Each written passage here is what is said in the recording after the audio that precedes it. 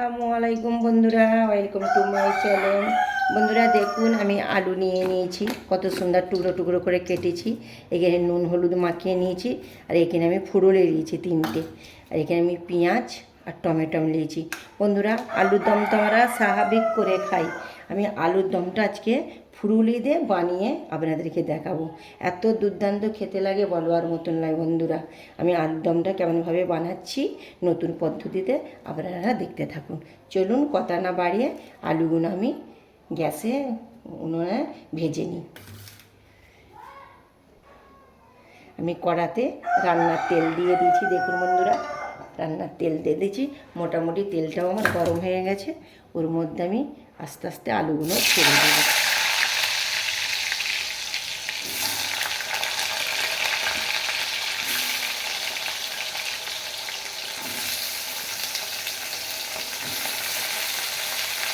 আলুগুলো আমি লাল লাল করে ভেজে নেব। আপনারা পুরো ভিডিওটা দেখবেন।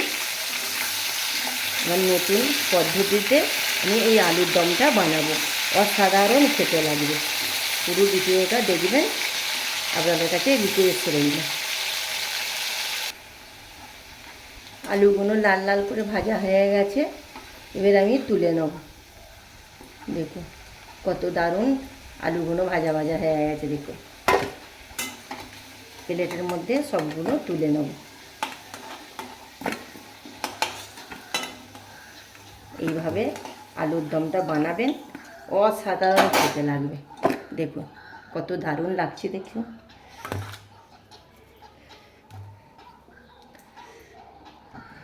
এই কড়ার তেলের মধ্যেই আমি জিরা দিয়ে দেব। জিরাটা ভাজা ভাজা করে নেব।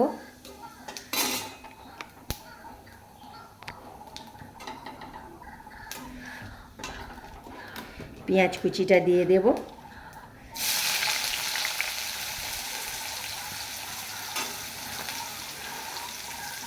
ভালো করে লাল লাল করে ভেজে নেব।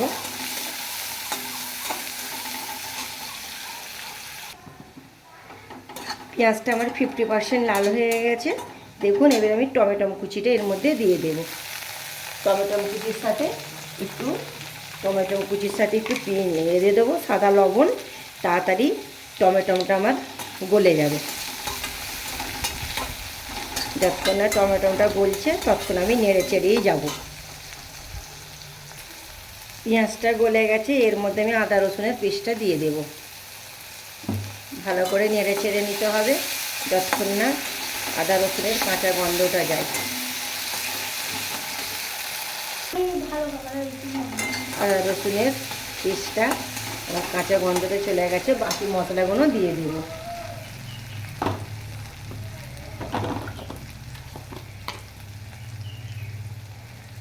হলুদ গুঁড়ো আমি বেশি দেবো না। হলুদ দিয়ে আমি লবণ দিয়ে ভেজেছি, সামান্য হলুদ গুঁড়ো দিলাম। লঙ্কার গুঁড়ো দেব 1 চামচ, জিরার গুঁড়ো,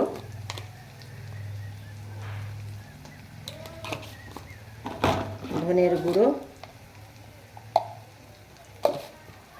দিয়ে ভালো করে আমি নেড়ে চেড়ে নেব।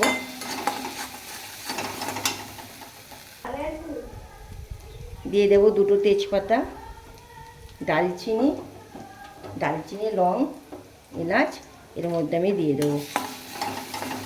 আলুর দমটা ভালো সুগন্ধ হবে আর খেতেও টেস্ট লাগবে। মশলাটাকে মানে মাখা মাখা হয়ে গেছে, সামান্য এর মধ্যে আমি একটু পানি দিয়ে দেব, তলাটা না লেগে যায়। ভালো করে মশলাটা আমি কষিয়ে নেব।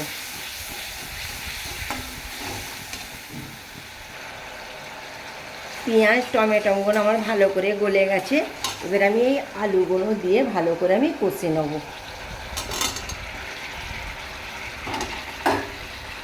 যতক্ষণ না তেল ছাড়ে ততক্ষণ আমি ভালো করে কষে যাব।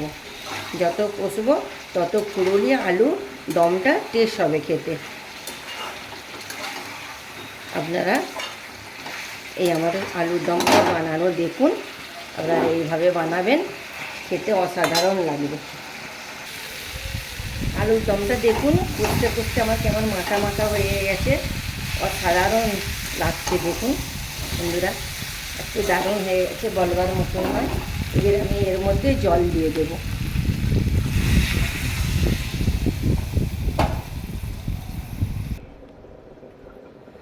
এবার আমি কড়াটা খুলে দেখব, মোটামুটি আমার হয়ে এসছে। এবার আমি এই ফুরুলিগুলো এর মধ্যে আমি দিয়ে দেব, দিয়ে একটু আমি নামিয়ে দেব।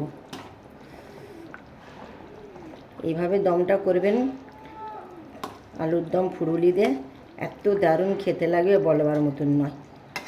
বালতার আমি নামিয়ে দেব, নামিয়ে দিয়ে আবার একবার আমি ঢাকনাটা লাগিয়ে দেব। 5 মিনিট পর আমি আসছি। দেখুন গাইস, আমার ফুরুলি আলুর দম পুরো সম্পূর্ণ রেডি, অসাধারণ খেতে লাগবে। এইভাবে আপনারা বানাবেন, শুধু ভাতের সাথে পরিবেশন নয়, আপনারা রুটি পরোটা যাতে ইচ্ছা খেতে পারেন, অসাধারণ খেতে লাগে। আমরা আলু দিয়ে আলুর দম করি, আলু দিয়ে করবেন না, এই ফুরুলি দিয়ে একবার করে আপনারা খাবেন, অসাধারণ খেতে লাগবে। আবার দেখা হচ্ছে বন্ধুরা নেক্সট ভিডিও নিয়ে। খোদা হাফেজ।